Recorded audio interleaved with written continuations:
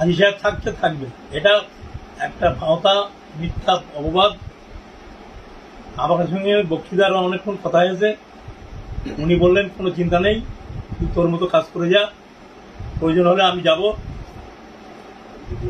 দিদি আসবে, অভিষেকও আসবে, কোনো চিন্তার কারণ নেই। এটা মিথ্যা অপপ্রচার, মিথ্যা অপপ্রচার।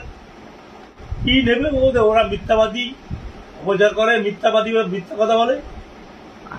ওরা মিথ্যা কথা ছাড়া কিছু জানে না গো।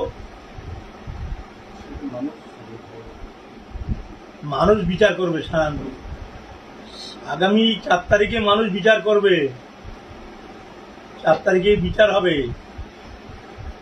বাবু আখের হয়ে আমি অনেক লড়াই করেছি।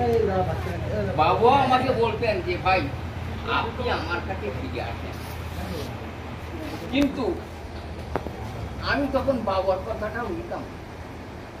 কি জানি এই একটা জায়গায় গিয়ে ভাবতে রাখতে আস্তে আস্তে ফিরে গেলাম, মান সম্মান চলে গেল, যাচ্ছে, আবার কি সেইরকম পথে পড়ে যাব। দীর্ঘদিন আপনাদের সামনে আপনারা দেখেছেন আমি কোনো ভোটের মধ্যে কোনো পার্টিতে করা, তা করা, এখানে যাওয়া সেখানে যাওয়া কোনো কিছু করিনি। গত পঞ্চায়েতে মুজাফফরের খাতিরে, মুজাফফরের আমার বন্ধু হিসেবে আমি একটা দিন মিছিল করেছি, একদিন।